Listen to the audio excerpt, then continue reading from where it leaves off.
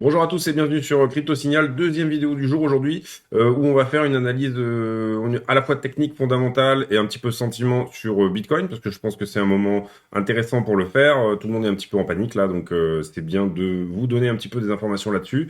Deuxième temps du sommaire, je pense qu'on va aller voir tout ce qui est Bitcoin dominance aussi, qu'est-ce qui se passe au niveau des alts, etc. Comment on en est, est-ce que les alts ont vraiment dégueulé tant que ça? Et je trouve que c'est pas le cas. Et troisième moment un petit peu temps fort du jour où je pense qu'on va aller voir une altcoin que je trouve très intéressante. Vous vous rappelez que je vous l'avais déjà présenté. Il s'agit du Yearn Finance qui pourrait très bien se comporter en cas de baisse du Bitcoin. C'est ce qu'il nous a montré depuis le 14 décembre et qui en plus présente vraiment des cas d'usage si jamais comment dire, pas mal de gens sortent en USDT du marché. Restez bien jusqu'à la fin de la vidéo donc où je vous présenterai cette alt et on fera également un petit point sur quelques données de accumulation, distribution sur Blacknode. Voilà, on passe en partage d'écran. Donc vous voyez que on a cassé cette petite épaule, tête épaule. Alors hier j'étais en train d'enregistrer la vidéo au moment où ça s'est passé, donc du coup bah, ça m'a permis d'aller regarder un petit peu les news, qu'est-ce qui se passait, etc. Donc cette petite épaule, tête épaule ici a cassé. Elle n'a pas encore touché son objectif, on va dire le plus probable au 41 500. J'ai fait une analyse aussi aujourd'hui en Elliott où je montrais que pour moi, il était probable également qu'on vienne chercher cet autre objectif qui est moins commun, qui est à hauteur de 63% de probabilité d'arriver par rapport au creux de volume, hein, tout simplement. On voit que là, voilà, les creux de volume sont là. Vous savez que moi, j'avais dit que bon, si jamais on faisait une mèche rapide et qu'on repartait vite et qu'on venait pas s'installer dans ce creux de volume là, on allait probablement assez facilement aller chercher les stops ici de tous les longueurs. On a beaucoup de gens qui rentrent en levier en ce moment et qui essayent de trouver un dip un petit peu comme ceux qui avaient pu gagner là ici, qu'on n'a jamais liquidé. Voilà, qui avaient placé leur stop là sous ce niveau-là, bah, là du coup eux ils sont encore dans le train hein, en fait, donc ils ont probablement pris des profits bien sûr depuis le temps, mais on n'est jamais allé chercher cette petite poche de liquidité là qui est ici. Et là ça serait peut-être pas mal qu'on vienne chercher avant de repartir sous celle-ci. Néanmoins, on peut laisser aussi ces mecs-là gagner. Hein, tout dépend des montants qui sont réellement en cause, en fait. Voilà. Ce que je vous ai dit aussi, et ça j'en ai déjà parlé aujourd'hui, donc je vais pas trop traîner dessus, c'est cette grosse épaule tête-épaule là, où il faudra faire attention qu'elle casse pas, parce qu'elle, elle pourrait nous emmener, elle a une target de 15 000 $. Néanmoins, moi j'y crois pas trop. C'est un petit peu comme je sais pas si vous vous rappelez quand on avait, enfin je sais pas si vous étiez, mais on avait déjà cette épaule, tête épaule là, elle avait présenté déjà plus ou moins une cassure à peu près par là, puisqu'elle se dessinait pas exactement comme ça, voilà, à l'époque. Et puis en fait, finalement, on était reparti instantanément. Donc voilà, potentiellement peut-être un petit rebond. Si vous voulez, je vais zoomer un petit peu. Dans un premier temps, voilà, sur ce qu'on voit sur le prix, hein, là je parle vraiment que de chartisme, on va aller voir le sentiment après, etc. Potentiellement sur juste l'analyse de prix, un petit rebond et on repart, ou alors on range pendant un petit moment pour couvrir entièrement cette zone là de volume qui est ici. Et puis vraiment venir combler ce trou là, donc on risque d'y passer un petit moment. Ce sont les deux hypothèses possibles en termes de timing qui peuvent nous donner un petit peu une idée de ce qui va se passer. Deuxième point, c'est qu'on a un rapport d'inflation là qui sort le 12 janvier, donc il va forcément être très mauvais puisque l'inflation en ce moment, vous savez que on a beaucoup imprimé au niveau des États-Unis, mais même de toutes les banques centrales mondiales pour contrer cette épidémie de Covid. Donc du coup, il se peut que les chiffres soient très mauvais et ça, c'est très bon pour Bitcoin. Donc ça risque de nous donner au moins un rebond technique. Voilà, au moins un rebond technique. Hein. Je dis pas que ça va nous redonner, nous faire repartir dans le bull run, etc. Mais au moins un rebond technique. On se rappelle que quand on avait analysé les données Glassnode, il y a de ça, je sais pas, une semaine ou deux, on avait regardé en fait les moments où les news de l'inflation sortaient et on se rendait compte que c'est pile des moments où en fait, on a des belles bougies vertes d'abord d'un côté et en plus, surtout, on a les adresses de plus de 10 000 bitcoins et les adresses de plus de 1000 bitcoins, donc les baleines qui recommencent à accumuler dans ces instants-là en se disant que forcément, s'il y a une forte inflation, il faut qu'ils protègent leur portefeuille de cette inflation-là. Donc, ils ont tendance à réinvestir des très grosses sommes dans le Bitcoin. Est-ce qu'on va aller plus en profondeur en 4 heures ou en quart d'heure à partir de là? Oui, peut-être que ça peut être intéressant quand même. Donc, du coup, Quand on regarde en quart d'heure, on se rend compte qu'on est en train d'essayer de repasser la ligne de l'épaule tête-épaule jaune, donc on essaye de pas clôturer là-dessous. On a potentiellement une petite structure de retournement court terme qui est en train de se créer ici, avec ici, là, vous voyez, ce W là qui est en train de casser. Voilà, on est sous le premier arrêt de la totalité du mouvement. Donc ça, c'est le premier arrêt depuis mars 2020. Vous voyez qu'ici, on a temporisé hein, au moment de le passer. C'était vraiment un point clé qu'on voulait pas passer. On avait cette barre des 46 qui, dès qu'on l'a passé, bon, bah, on a chuté assez rapidement. Il y avait, je pense, pas mal de monde qui a panic sell à cet endroit-là à cause de cette news de la Fed. Et puis, voilà, pas mal de monde qui a panic sell et également des gens qui sont... comment dire, qui se sont fait liquider hein, tout de suite en fait au moment où on est passé sous ce niveau-là, bah, il y avait pas mal de gens en levier qui avaient leur prix de liquidation ici, où on a aussi des stops, donc des gens qui ont clôturé des positions automatiquement. À partir de là, oui, l'idée c'est que forcément, donc là je vous dis potentiel petit rebond technique, en tout cas qui est en train de se mettre en place. On peut peut-être regarder ce qui se passe sur le RSI, même en 15 minutes, c'est toujours intéressant. Oui, là on voit que ce mouvement a une force à peu près continue. Ici, on voit qu'il y a aussi il y avait déjà, on pouvait commencer à réfléchir à une divergence haussière, donc sous le cours. Ici, vous voyez que le cours fait des plus bas, mais le RSI fait des plus hauts. Donc sur ces deux rebonds-là, au niveau momentum, le momentum est en train de baisser. Donc ce mouvement à la baisse avait moins de force que ce mouvement à la baisse ici. Et puis là, on espère que bah, là, le momentum va nous donner un joli rebond technique, en tout cas. Voilà, pour ceux qui sont en investissement, ça peut être pas mal. Vous voyez que cette droite bleue que je laisse depuis longtemps, puisqu'en fait c'était la ligne supérieure du biseau en élargissement descendant, si je vous le remontre en daily, vous allez comprendre. Bah, elle continue à jouer. C'est pour ça que quand vous identifiez des figures chartistes, et ben il faut quand même laisser, les lignes se faire, quoi, parce que c'est des droites qui vont forcément après réagir aussi comme des supports ou des résistances. Donc cette ligne-là, elle continue à jouer. Toute cette figure-là est bien entendu toujours valide et cette ligne continue de faire son boulot. Donc le moment où on l'a traversé ici nous permet aujourd'hui bah, de faire du ski dessus. Donc voilà. On va aller voir tout de suite, sans plus tarder, les news. Je pense que c'est ça qui peut être le plus intéressant dans un premier temps, faire un petit peu de fondamental. Euh, donc en fait dans les news, alors ça je vous en avais parlé, alors je sais pas où je l'ai mis, je pense que je l'ai mis là. Oui voilà, la Fed pourrait relever ses taux plus tôt. Donc ça c'est en fait c'est quoi? Est-ce que c'est une confirmation de la Fed réellement? Est-ce que c'est quelque chose qui est sûr ou pas? Non en fait il s'agit on a publié les minutes d'un meeting qu'ils ont eu en décembre, un meeting sur lequel j'avais beaucoup insisté aussi au moment où il a eu lieu. Et en fait les minutes de ce meeting ont été retranscrites comment dire à l'écrit. Et puis, pendant cette réunion, il a été évoqué la possibilité de remonter les taux plus tôt que prévu.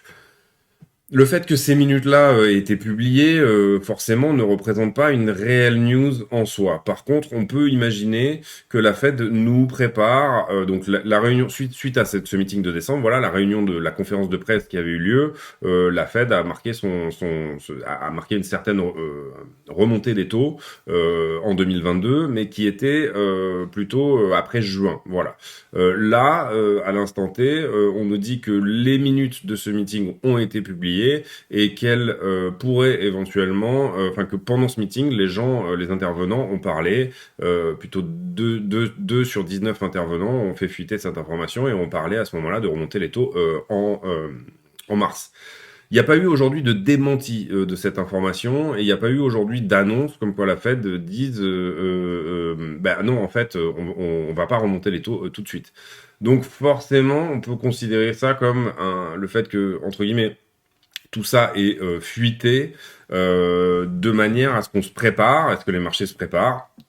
Et si la Fed avait fait une annonce, en fait, en disant ah bah non, en fait, on va remonter les taux tout de suite, ça aurait probablement été beaucoup plus catastrophique que ça. C'est-à-dire que en gros, les banques fédérales aujourd'hui se sont rendues compte, bah, suite à différentes crises, que leur communication était mauvaise et que donc du coup, il fallait qu'ils prennent des gants quand ils disent quelque chose. Et là, en l'occurrence, le fait de faire passer cette news pour une fausse news, on ne sait pas, c'est pas un communiqué officiel, etc. C'est les minutes de ce meeting en décembre qui ont été publiées. On imagine que c'est quand même une vraie news parce qu'il n'y a pas eu, en tout cas, j'ai pas trouvé de démenti depuis. Donc ça voudrait dire quoi? Ça voudrait dire, je vous ai parlé du rapport d'inflation qui va sortir le 12. Ça voudrait dire qu'en fait, réellement, les taux vont probablement remonter en mars et qu'ils vont commencer à remonter les taux en mars. Pourquoi c'est mauvais pour le marché des actions? Puisque vous avez vu hier que le S&P a dévissé un petit peu aussi, le Dow Jones, enfin voilà. Pourquoi c'est mauvais? Bah parce que tout simplement, si jamais les taux remontent, vous allez pouvoir plutôt vous réaxer sur des obligations, des choses un peu plus sûres, etc. Donc vous n'êtes pas obligé d'aller vers le marché, on va dire, le plus risqué, le marché des actions, les UC, etc. Vous allez pouvoir éventuellement sortir des marchés les plus risqués de manière à rentrer sur des marchés plus obligataires, donc c'est-à-dire des marchés où on vous garantit votre argent et vous avez un taux tous les mois qui tombe. Qu'est-ce que ça veut dire ça? Ça veut dire que forcément, il y aura moins de demandes en actions. Déjà, le fait que la Fed avait dit qu'ils allaient arrêter d'acheter des actions, etc., et qu'ils allaient arrêter de faire des achats directement, parce que vous savez que depuis la crise asiatique, là, pendant la crise asiatique au Japon, la Banque centrale américaine a créé une sorte de nouvelle manière de faire de la politique monétaire qui a été de racheter directement sur le marché des actions et obligations japonaises. Le problème en fait de créer de la monnaie et de l'ingérer dans votre système personnel, c'est que vous avez un risque de relancer les voisins, les importations, etc. et tout ça. Donc vous avez un risque de créer de l'inflation chez vous, mais tout simplement sans relancer votre propre économie. Donc ça, maintenant, les politiques monétaires ont changé et elles achètent directement sur leur propre sol de manière à doper directement le marché des actions et des obligations sur leur propre sol. Donc on crée de l'argent et on achète avec cet argent directement. La banque centrale elle-même se fait une sorte de ligne de crédit dans laquelle elle achète sur les marchés. Là, ce qui est quand même très drôle aussi, c'est qu'on nous dit que c'est Omicron qui va aggraver l'inflation. Bon, ben non, c'est l'impression monétaire qui aggrave l'inflation. Enfin, je veux dire, ce rapport de cause à effet, il est assez marrant, je trouve. C'est à cause du Covid, c'est pas nous. Un petit peu comme au moment où on avait le feu de Evergrande, c'est les Chinois, c'est pas nous. Bon, voilà, je trouve ça assez rigolo. Je vais pas m'attarder là-dessus. Bon, en tout cas, vous avez compris que pourquoi cette news elle est mauvaise pour les marchés et surtout pour les marchés les plus risqués. Ici, on va aller regarder vite fait le Wall Street Journal, voir si on a quelque chose de mieux.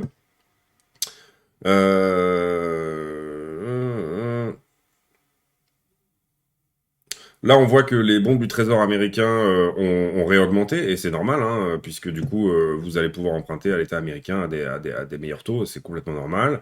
Et puis,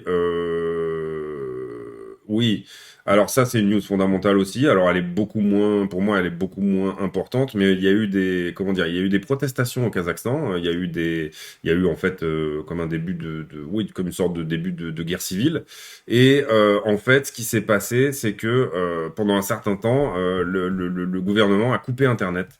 Donc ils ont coupé Internet. Il faut savoir que le Kazakhstan, c'est le deuxième plus gros pays du minage dans le monde. Donc forcément, les mineurs n'ont pas pu miner pendant un certain temps. Ça a fait baisser le taux de hash rate de 14-15%. Bon, le Bitcoin peut marcher tout à fait sans le Kazakhstan, c'est pas du tout un problème, mais c'est là qu'on comprend quand même la nécessité d'une décentralisation parce que et la nécessité aussi qu'il y ait du minage dans le plus de pays possible, et ça c'est très bon, qu'il n'y ait pas un pays qui concentre totalement le minage, ça rendra Bitcoin plus fort, et aussi la nécessité d'une décentralisation d'Internet. Si un gouvernement est capable de couper Internet, c'est très grave. Donc du coup, voilà, c'est pour vous expliquer ce que peut donner aussi la valeur du Web 3.0, qui serait un web décentralisé et qui est en ce moment, je trouve, un sujet intéressant au niveau des cryptos, parce que en Web 3.0, eh ben, on n'aurait pas de serveur, on n'aurait pas de tout le web serait totalement sur la blockchain, totalement décentralisé et lui aussi totalement protégé de toute attaque, totalement open source, etc. Donc c'est un rêve qu'ont certaines personnes et que le web appartienne à ses utilisateurs en fait plutôt qu'à certaines institutions décentralisées qui peuvent éventuellement pomper comment dire enfin du coup on est sur un web qui est un peu politique forcément parce que Google peut pomper vos informations par exemple parce que je sais pas Huawei etc enfin tout ça pose des questions qui sont vraiment importantes à un jour où Internet je veux dire si je vous coupe dans votre pays votre système GPS par exemple si je vous coupe dans votre pays votre système si j'ai la possibilité via moi mon pays de couper chez vous, enfin il y a une valeur stratégique au web, il y a une valeur militaire au web et donc politique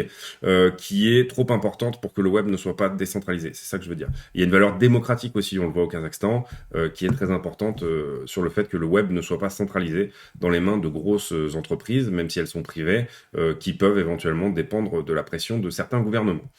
Donc on a fait plus ou moins le fondamental, on va maintenant faire l'order flow. On va commencer par aller voir, on va rafraîchir les liquidations et on va commencer par aller voir le carnet d'ordre. Donc le carnet d'ordre, vous voyez, ça je vous l'expliquais il y a quelques jours, qu'il y avait potentiellement ici des gens qui voulaient que ce mur-là soit pris et soit fill. On avait identifié ici, il me semble, hein, à ce moment-là, un niveau autour des 42 et moi j'avais même dit en dessous.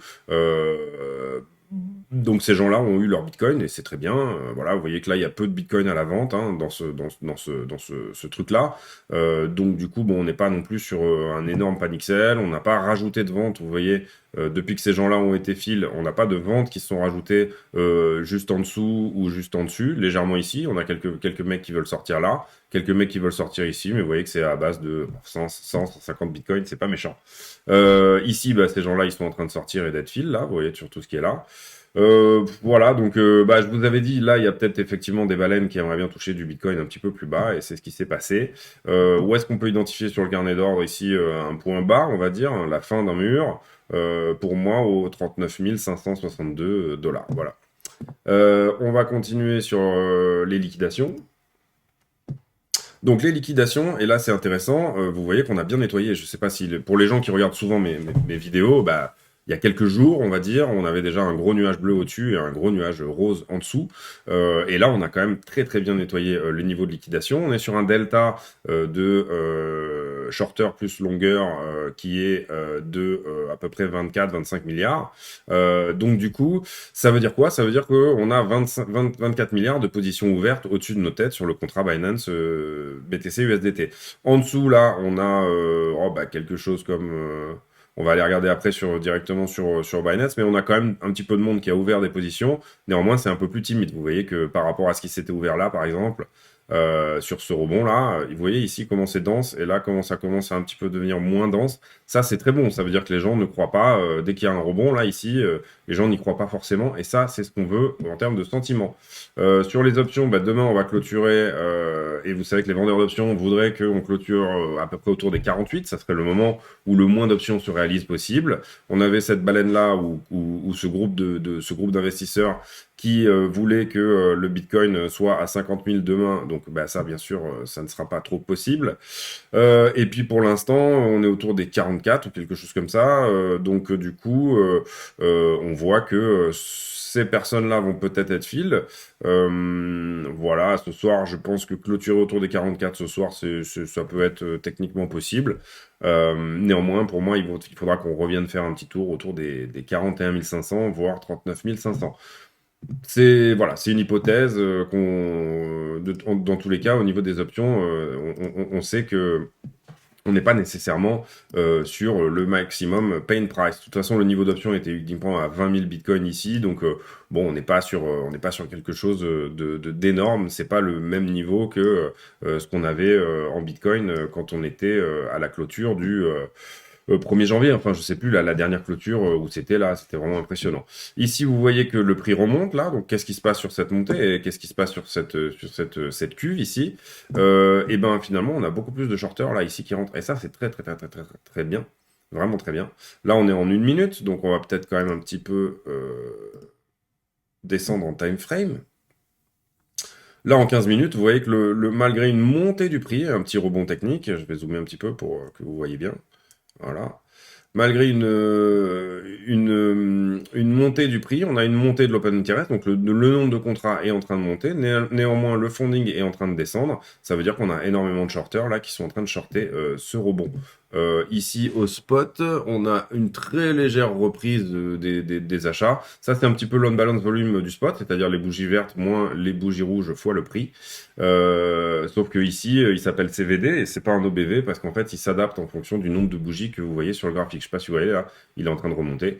Donc c'est pour ça. Et au niveau des spreads, on est sur des spreads négatifs, ça veut dire très peu de demandes sur les dérivés et ça, c'est également très bon. Donc là, on aurait les conditions éventuellement pour soit un rebond technique au moins, un mini short squeeze, voilà, qui nous ramènerait un petit peu plus haut, soit le départ d'un rallye, pourquoi pas, hein. Moi, j'ai pas dit parce que je pense, moi, qu'il faut qu'on baisse encore un petit peu, ça veut pas dire que ce sera forcément le cas. Donc voilà, on a fait le sentiment, on a fait on va peut-être aller regarder vite fait en sentiment aussi où on est le Scalpex Index. Je pense qu'on est dans l'extrême fear. Ouais, là, on est à 15, donc on est rarement aussi bas, hein, donc ça c'est très bien. Ça, non, ça n'a rien à voir. Et ici, en Altcoin Season Index, on a dû chuter un petit peu, 53. Et ça m'amène à vous parler, ça va être une vidéo un petit peu longue, 20 minutes pour l'instant. Ça m'amène à vous parler de la Bitcoin dominance et des altcoins.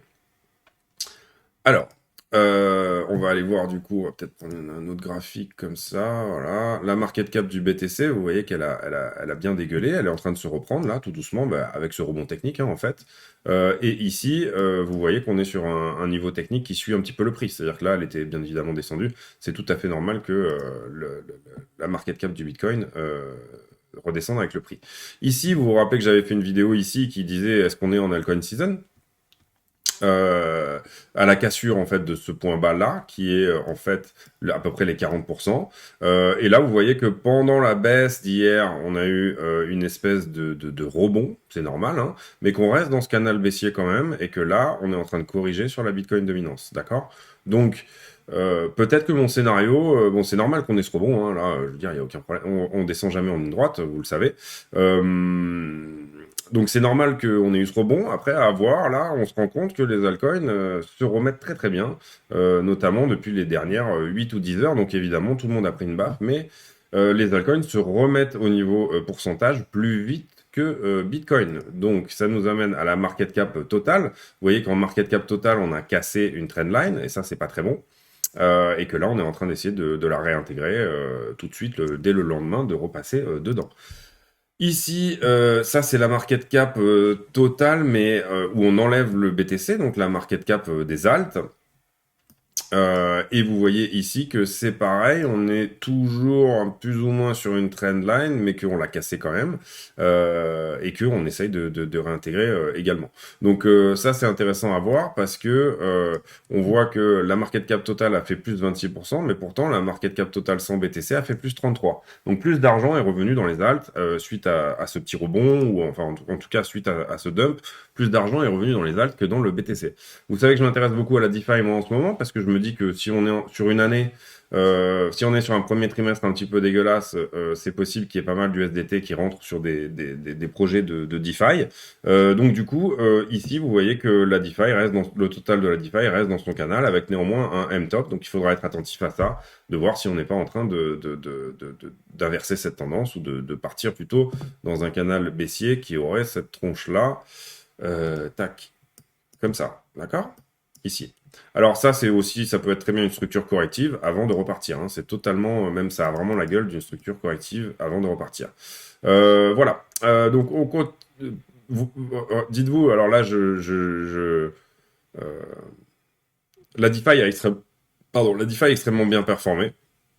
C'est tout à fait normal qu'il y ait des corrections de ce type-là, qu'on redescende un petit peu en bas du canal, qu'on reparte, etc. Donc la DeFi performe très bien en ce moment, et c'est ce type de structure corrective que justement on veut acheter. Et ça m'amène tout de suite au IFI, donc le Yarn Finance. Je vais essayer de pas être trop long dessus. Donc le IFI, moi ce que je trouve super intéressant, c'est que c'est un projet qui a bien performé 2 fois de suite là ici, et concrètement, si on devait se mettre une trendline, et ben on est de l'autre côté ici. Vous voyez que là on est de l'autre côté de la trendline, donc ça pour moi en localisation c'est très bon. Et puis ensuite vous voyez que si jamais on met comment dire un ratio de Fibonacci sur la totalité du mouvement, on est pile dans la zone de rechargement. Donc là, j'ai mis donc mon Fibonacci en descendant. Alors, on va essayer de la choper par là, voilà. Donc la zone de rechargement qui se trouve forcément entre les 0,618 et les 0,786. Ça, c'est la zone où les institutionnels vont venir investir. Donc, Là, on est en plein dedans. J'ai fait une vidéo, moi, à un moment donné, sur IFI, et puis en fait, finalement, j'ai un peu trop attendu avant de la faire, parce que j'avais d'autres alts à faire avant. Et en fait, ici, là-dessus, il a pris 100% déjà. Donc, bah, c'était compliqué, bien sûr, de vous dire de rentrer là-dessus. C'était pas possible. Je vous ai dit, attendez un retracement. Ce retracement est en train d'avoir lieu. Donc, vous voyez que moi, j'ai mis une alerte là, ici, qui n'a pas été touchée à quelques dollars près. Bah, c'est pas dramatique. Donc, du coup, j'ai pas été au courant que IFI avait touché ce truc-là. Je suis pas allé voir entre-temps. Néanmoins, moi, j'aimerais beaucoup en prendre parce que là, on a une vraie structure. Vous voyez que le W ici se crée. Euh, donc, on a une structure de l'autre côté de la trendline et surtout, donc structure et localisation, c'est oui. Zone de rechargement en plus, donc c'est un triple oui. Et puis, on a au niveau des indicateurs également, c'est très intéressant. On a un OBV qui est littéralement croissant. Là, ce projet, il est en train d'être accumulé. Ça se voit. Vous voyez que l'argent qui rentre dans un projet ne représente pas le prix, hein, ici. Vous voyez que ici, on a un gros pic sur le prix, mais c'est juste la liquidité du projet. C'est les gens qui veulent acheter et vendre à un instant T sur une marketplace. Ça ne veut pas dire qu'il y a 90% des gens qui ne sortent pas à cet endroit-là. Et là, ça a été le cas. Donc, du coup, vous vous rendez compte que l'argent n'est jamais autant rentré dans ce projet qu'à l'instant T. Donc c'est en train d'être accumulé littéralement. Ensuite ici on voit qu'on a quand même sur le momentum deux choses pas très jolies. C'est là cette divergence baissière ici au-dessus du cours. Vous voyez qu'on a ici le RSI fait des plus bas et le cours fait des plus hauts. Et puis là aussi cette divergence de momentum où on nous dit que la montée qui a été faite là était plus forte que la deuxième qui a été faite ici. Donc en momentum pour le moment c'est non. Donc du coup, on n'a pas les trois conditions, mais par contre, j'adore ce projet. Je pense réellement, et je vais aller un petit peu plus loin. Ça sera une vidéo un petit peu longue, mais voilà. Donc du coup, j'attends. Moi, j'attends que, en fait, là, les divergences en momentum nous disent que le cours va latéraliser un petit peu. Peut-être que potentiellement, il peut revenir chercher ici le bas de la zone de rechargement. On a un fort niveau ici où tout est racheté autour des 20 000. Donc j'attends un petit peu. Moi, je temporise, je regarde, je me dis que voilà, le yen c'est cool, voilà, qu'il y a peut-être moyen d'en prendre un petit peu au passage. Alors oui, on va faire le fondamental, après on ira faire les prises de profit. Désolé, ça va être une vidéo un petit peu longue. Donc le Yarn, c'est quoi? Bah, c'est tout simplement de la DeFi, mais avec plein de cas d'usage qui sont déjà en place et qui sont déjà très fonctionnels et qui marchent très bien.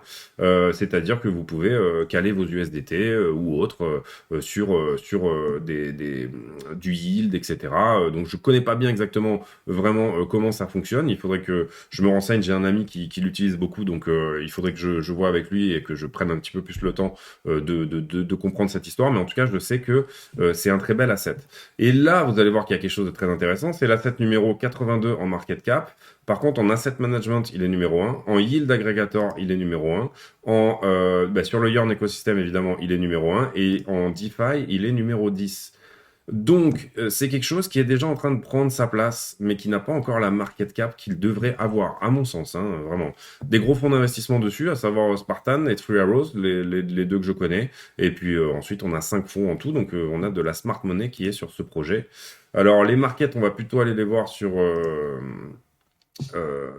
CoinMarketCap. Ici, très intéressant aussi, l'offre est totalement diluée, c'est-à-dire que ce projet n'a pas d'inflation, et voire même il est déflationniste, puisque je crois qu'il y a un autre token qui fonctionne avec, si j'ai bien compris, et qu'à chaque fois, ça brûle des IFI, donc ce token est déflationniste, donc il n'est pas inflationniste. Il n'y a pas des nouveaux tokens qui vont sortir au fur et à mesure de la durée de vie de ce projet. On va aller regarder les markets sur lesquels ce projet est. Voilà, j'ai eu un petit bug. Donc bon, voilà, on voit qu'il est sur toutes les grosses plateformes, Kraken, Binance, Bitstamp, etc. C'est quelque chose qui est tout à fait, voilà, malgré sa 82e place, qui est tout à fait en place au niveau de la vente sur les marchés. Le gars qui a créé ce truc-là, c'est vraiment une tête du développement. Et donc au niveau équipe aussi, on a un plus 1 pour nous dire que ce projet est vraiment sérieux. À partir de là, qu'est-ce que je voulais faire? On peut peut-être aller sur Lunar Crash, ouais, et regarder un petit peu la tendance au niveau des réseaux sociaux, etc. On a un bullish sentiment de plus 38, social dominance qui est en diminution de 50%, par contre un social engagement qui est à plus de 130%. Donc ce truc a pas forcément une extrême hype sur les marchés, les réseaux sociaux, pardon, mais néanmoins, c'est le genre de de choses sur lesquelles j'aime bien investir avant qu'il y ait une hype, justement. Là, on va aller voir la market cap, mais d'abord, je vais vous faire les niveaux de profit ici. Tac, donc le cours du Yearn. Alors, comment on détermine les niveaux de profit? En fait, c'est relativement simple. On prend la dernière hausse qu'il y a eu avec un Fibonacci de retracement de la tendance, ici. Hop, le plus haut et le dernier plus bas qui a été trouvé. Et puis, à partir de là, on place ces niveaux de profit. Donc, moi, je fonctionne comme ça. Après, on va mettre un rayon vertical ici, au 100%. Alors, excusez-moi, on va faire plutôt ça. Hop, hop, hop, hop, voilà. Au 100%, au 161,8, c'est toujours un peu la même... désolé, hein, c'est un peu ouais. Un petit peu chiant, mais voilà. 3,161,8 et bien sûr les 4,236. Hop. À chaque fois, vous voyez que je mets mes niveaux de prise de profil légèrement en dessous, parce que tout le monde fait comme moi, donc du coup, ça me permet de les toucher. Parce que parfois, le prix s'arrête juste avant, et puis là, vous avez que les yeux pour pleurer. Donc du coup, ça nous donne une market cap au maximum de 380 000 euros pour un IFI. On va aller voir ce que ça donne ici. Ça voudrait dire que IFI prendrait la market cap de Crow. Crow qui doit être dans les... j'ai regardé ça vite fait. Je pense que Crow est 14, 15, non? Crow est 16e. Donc, que IFI vienne dans le top 16 des crypto-monnaies, pour moi, est tout à fait réaliste. Et vous voyez que ça représenterait 1 x 10 par rapport au prix actuel. Donc voilà, je vous conseille, enfin, c'est pas du tout, vous le savez, on fait pas de conseil à investissement ici. Par contre, pour moi, je trouve que c'est un projet qui est très sexy. J'aimerais bien en choper un petit peu plus bas. Si vous avez à un moment donné, comment dire, des prises de profit à faire, bien sûr, marquez de manière plus forte des prises de profit dans le bas de la fourchette, hein, évidemment, parce que, excusez-moi, donc marquez vos prises de profit dans le bas de la fourchette, parce que, forcément, l'objectif quand même que je vous donne là, des 380 000, bon, il est ambitieux, hein, ça veut dire que IFI devrait passer de la 85e à la 14e place. Voilà, néanmoins pour moi, vous voyez que c'est rare que je garde les niveaux des 4,236, mais ici, pour moi, c'est totalement possible pour IFI de faire ce genre de choses. Pourquoi? Parce que le protocole est tout à fait bien en place. Il y a déjà des gens qui l'utilisent très bien, ça fonctionne. Une grosse équipe, un OBV croissant, et ça c'est très important. Donc l'argent rentre sur ce projet. Beaucoup de smart money, là en fait il nous a affiché quand même de la force. C'est-à-dire que là il a commencé à repartir au 12 décembre. Ça correspond, je crois, à un petit rebond technique du Bitcoin, mais depuis, il continue à partir. Là, il était parti avant ce petit dip. Et là, vous voyez que même si Bitcoin a dippé vraiment fort, lui, il continue à faire des plus bas de plus en plus haut. Excellente ici structure de retournement depuis la cassure de W là et depuis le fait qu'on maintient une structure haussière là-dessus. Rentrer maintenant, alors moi ça me ferait mal, au sens où je sais que ce truc-là va corriger, je sais pas trop où, jusqu'où, pourquoi, comment, etc. Vous savez que moi j'envisage plutôt un peu plus de baisse sur Bitcoin, donc du coup bien entendu rentrer là à l'instant T sur ce truc-là, alors peut-être qu'il partira sans moi, mais je préfère être patient et je préfère, pour l'instant j'ai mis une alerte, vous voyez, si jamais on redépasse ce plus bas ici, donc si Bitcoin vient nous donner quelque chose, et je pense que mon prix d'achat se trouvera à peu près ici, à ce niveau-là. Voilà, c'est tout pour aujourd'hui. Donc, on a regardé un petit peu voilà, où peuvent éventuellement aller les prix à partir de là sur le Bitcoin. Vous voyez qu'on a les conditions pour un rebond. D'ailleurs, on va revenir sur le prix du Bitcoin pour essayer un petit peu de voir ce qui s'est passé depuis le début de la vidéo. Et puis, donc vous voyez que il y a vraiment des possibilités que comment dire, Bitcoin retrace un petit peu plus. Il y a aussi des possibilités que Bitcoin nous donne quand même des jolies choses avec un rebond technique. Pour moi, je pense qu'il faut venir chercher quand même les stops qui sont sous cette mèche-là, et éventuellement en égalant ce niveau-là. Donc là, on serait à 39, mais déjà à 41 500, on aurait déjà fait le job pour venir nettoyer ce qui reste. Après, on peut partir avec ces mecs dans le train, comme ça s'était passé ici, où il y avait du monde qui avait son stop là-dessous, et pourtant, on est parti sans les liquider, donc c'est tout à fait possible. Voilà, on peut aussi descendre beaucoup plus bas. Encore une fois, je vous donne ma vision des choses. il faut vraiment que enfin, c'est très important que vous appreniez aussi à faire la vôtre. Et puis, je sais plus quel trader disait, je crois que c'est Jesse Livermore qui disait un bon trader a raison 6 fois sur 10. Personne n'a raison 9 fois sur 10 sur le marché. Et déjà, 60% de win rate, c'est un excellent taux de trade. Donc, c'est tout pour aujourd'hui. Si vous avez suivi cette vidéo jusqu'à la fin, et je pense que je vais maintenant utiliser ça pour rigoler et faire cette technique, mettez en commentaire le nom de... ah tiens, mettez le nom de votre arrière-grand-père. Il y a très peu de gens qui connaissent le nom de leur arrière-grand-père. Vous savez qu'on ne survit pas à 3 générations, donc c'est triste, mais donc si vous ne le connaissez pas, moi le mien c'est Léopold. Si vous ne le connaissez pas, bah, demandez-le éventuellement à vos parents ou à des gens qui peuvent le savoir. Mais oui, c'est triste, on ne survit pas à 3 générations, donc du coup, bah, carpe diem, éclatez-vous, prenez du plaisir à faire ce que vous faites et prenez du plaisir à utiliser le temps de vos journées. Soyez proche de vos amis, votre famille et surtout, n'hésitez pas à prendre du plaisir dans tout ce que vous faites. Voilà, c'est tout pour moi aujourd'hui. À très bientôt. J'espère que cette vidéo vous a plu. À plus.